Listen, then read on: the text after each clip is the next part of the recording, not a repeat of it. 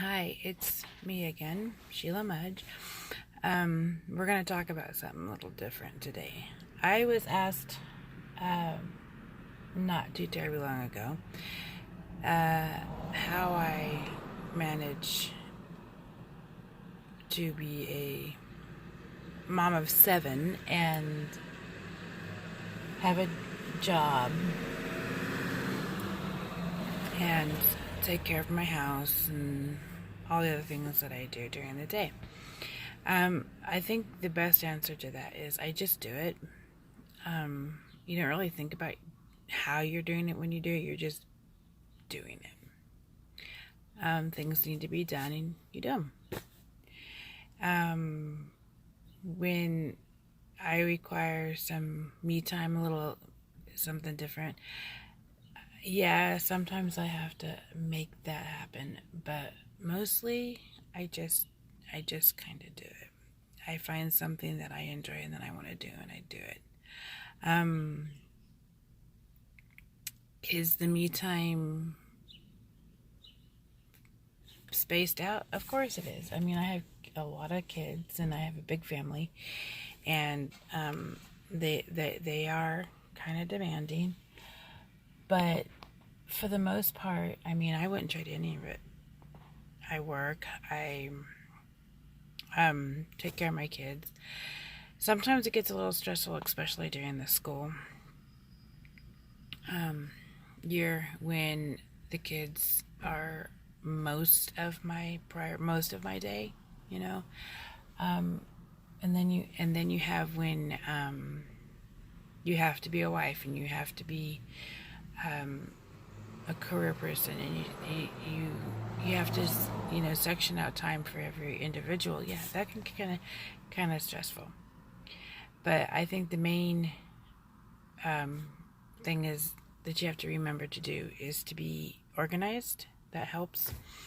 I have a plan board, so I write what's happening, when's it happening, and on the plan board, I do schedule in some time for myself. And it sounds so weird, but I do. And I think one of the biggest things that people get frustrated with is if the plan board doesn't meet what is actually going on, people kind of get stressed out. And I say, well, the plan board is probably just a guess. It's not something that's written in stone. It's an agenda. It's an idea.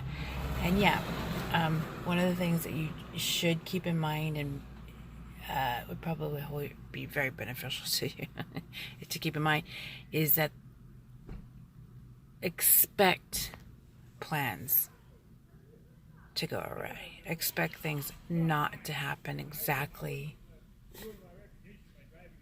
the way you want. Another thing that happens quite a bit is when you're going from A to B, try to be mindful of what other people expect. You have to communicate with everybody. Every person in the family has to put their plans into your plan board, so that you know exactly what each person wants to do with a day. And it can't be like, oh mom, guess what, I had this today. So as a parent, you have to be the one to take the initiative to say, okay, what do you got going on Tuesday, or what do you got going on this week, something, so that you as the parent can add it to the plan board. We have a lot of plans going on, like this week, for example, and so everybody in the family has something going on this week. So I have to be really, really on top of it, because we're starting school next week. So we have doctor appointments, school shopping, registration, it's a lot. And then work and dinners and breakfast and lunch and all of that goes, and make sure everybody has clothes and shoes. You know, it is right now is probably the most stressful time in a parent's life, is when you have to get your kids ready for an entire year of their education. And because nothing seems to go right. And, you know, now everything is done online, and me not being computer suave at all affects things. Anyway, that was just a little bit about how, you know, people expect mothers to be the ever mother, the ever wife, the other, you know, we do, as mothers, we do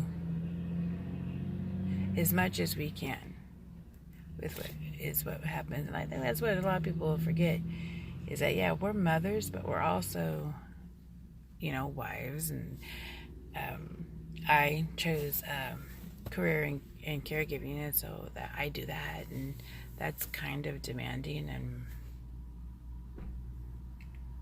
And I tell every person, every job that I've ever worked at, I tell them point blank, my kids come first. Well,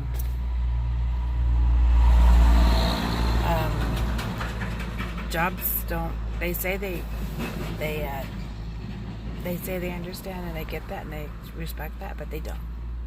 They want you there when you're supposed to be there. Regardless, you're supposed to have a babysitter and a backup babysitter and a babysitter for the back. I mean, oh my gosh, you're supposed to have everything figured. And if you don't, and I've tried to explain to people, because babysitters want their money too, just like everybody else. So you have to pay deposits and cancellation fees and all of these for a babysitter. I mean, when I was babysitting, it was a short thing. Can you babysit tonight? Cancellation fees. What? And it's like babysitters are doing criminal background checks on you. It's crazy out there. It is actually a profession now, with credentials, which was a lot different when I was growing up. Family members, they did the babysitting or somewhere in close. You didn't go to babysitters.com or whatever and got a student with a master's degree in child development courses to brought your kid for Saturday night so you and your husband could go on a date, thus paying them $200. No.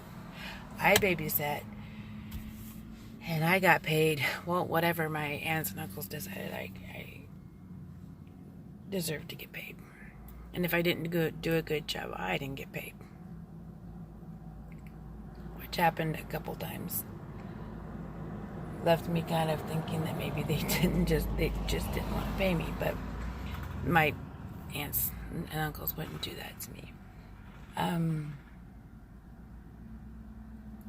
I was raised in a time where you worked for your money. The more money you wanted, the harder you worked. And we were taught to not take anything for granted. Nothing's guaranteed in life. Not even life. You have to take the steps to turn your life into whatever it is you want it. Now kids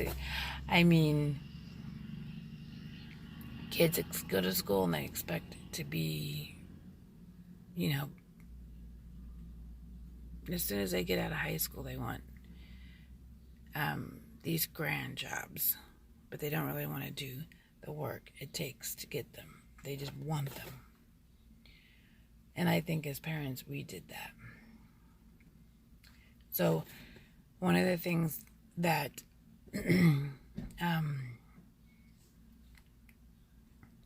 is hard for parents today who are doing it all, who are out there with the jobs and they have the family and the life.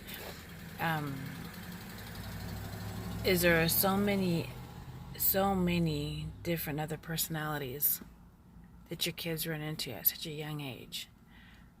So you got to kind of monitor what that personality type is. For example, my kids didn't really have daycare. They were watched by family members. So when they get out in the world and they're like, oh, okay, this is this these people believe in this, and we have homosexuality and abortions and all of these other things that are introduced into your kids, and you got to kind of stem that. You got to kind of say, no, we're not going to talk about that with my child. You don't have that right. But they do. I mean, in this day and age, you can talk about whatever you want to with people's kids, and they expect you to just be okay with that.